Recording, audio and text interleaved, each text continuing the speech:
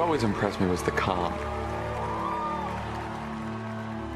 This is someone who walked into office faced with multiple crises. Each one of them could sink the country. But he was always calmer than the rest of us. From his first days in office, the difficult choices he made as president would not only shape the country's future, but reveal the character of the man. This is an economy right now that can't find the bottom of bad news. Dire predictions. A once-in-a-century financial crisis. The 6 months surrounding January 2009 is the worst 6 months ever. Mr. President, millions of people are going to lose their jobs, financial systems locked up, and it could collapse. Tonight, a top GM executive warned, without help, the company will default. There is no plan B. As I looked around the room, there were so many brilliant people, but at the end of the day, there was only one man in that room who had to make the decision, and all eyes were on him. Everybody, Democrats, Republicans, do not rescue the automobile industry. The questions that the president asked again and again and again had to do with how many jobs would be lost. Whenever folks were arguing about numbers and politics, he was always the one who brought it back to people.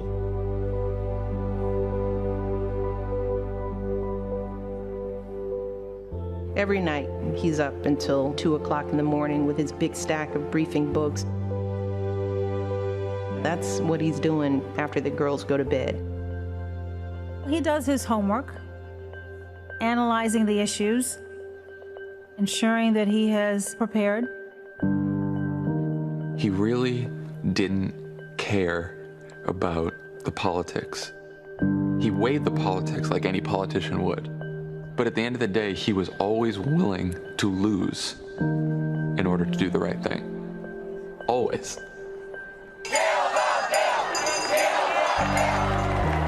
A lot of people argued the politics were too costly. It'll be a cold day in hell before he socializes my country. Rahm Emanuel came to him and said, you're going to have to pull the bill, because if you push this legislation, you will lose in 2012. He knew there'd be somewhere between 10 and 30 million people who would not get health insurance. Millions of people were being discriminated against by insurance companies. When you hear people more worried about the politics of it than what's right and what's wrong, I want you to think about the millions of people all across this country who are looking for some help. He's thinking to himself, if I decide not to push forward, what do I say to all those people who came up to me with tears in their eyes telling me that they need this to save themselves? And if that means that I'm a one-term president, then I'm a one-term president.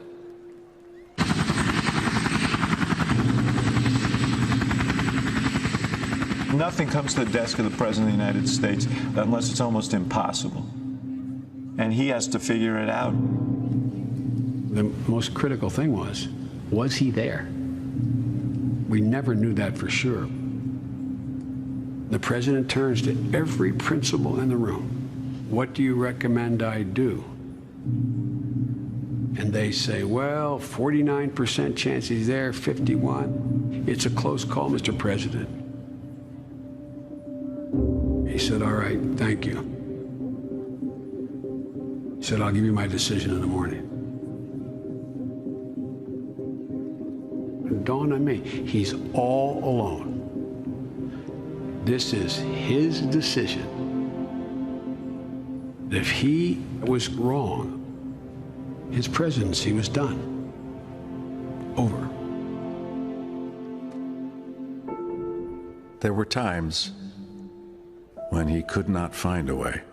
At least 14 dead, 50 injured after a lone gunman opens fire in a theater outside. There's been a shooting at a school in Newtown. This is the Sandy Hook Elementary School. There are reports of a shooting at a nightclub in Orlando where there were... I walk into the Oval. His head is down, and he hands me the speech, and he doesn't look up at me. He was too emotional. He wanted to ban assault weapons, he wanted to limit magazine sizes, and he wanted to impose a universal background check. Well, all three of those concepts are going to be on the floor of the United States Senate for a vote, and they're all going to lose. Congress literally does nothing. That's the closest I came to feeling disgusted.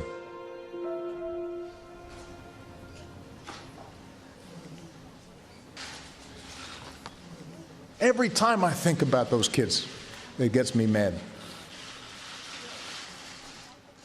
And by the way, it happens on the streets of Chicago every day. There's a part of him who thinks, I am in the most powerful office in the most powerful country on the planet, and I can't do anything to erase what just happened. We gather here in memory of 20 beautiful children and 6 remarkable adults. They were mothers and fathers. They were husbands and wives, sisters and brothers, sons and daughters, friends. He thinks of it in terms of if we're his son, his daughter, his wife. He actually feels the pain.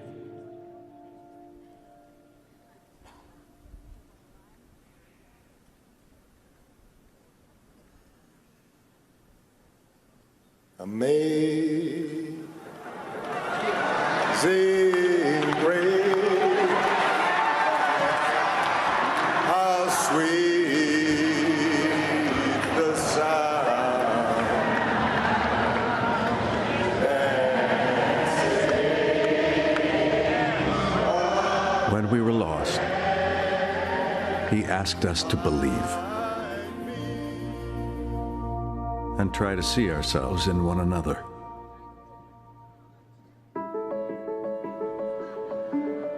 And through crisis and challenge, he kept fighting to move us forward. There's a temperament associated with being president that he uniquely has. Eyes always fixed on long-term successes. Americans don't have to worry about insurance companies discriminating against them if they have a pre-existing condition. Thanks to President Obama, General Motors is once again #1 in sales worldwide. President Obama signed an executive order aimed at eliminating the pay gap between men and women in the federal government.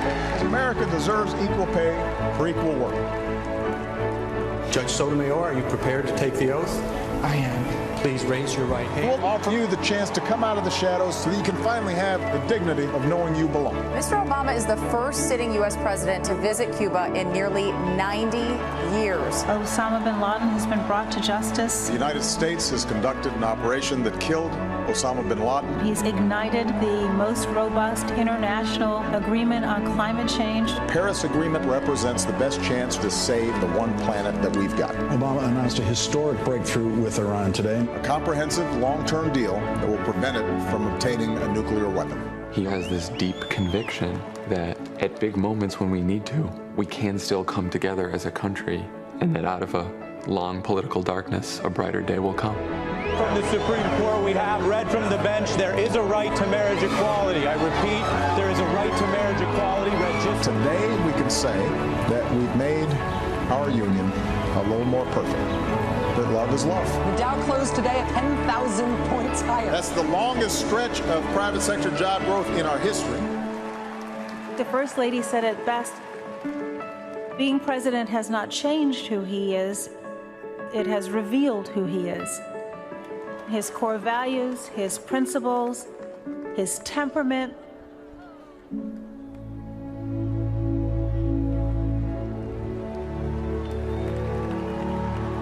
I just stay at it. And I'm just going to keep on staying at it as long as I'm in this office.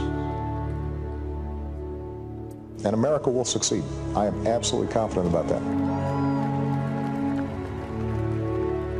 In moments of turmoil and doubt and crisis, when there are no good answers, when nothing is black and white and everything is gray, he is that calm presence, that poise and dignity and grace under pressure. That is who he is.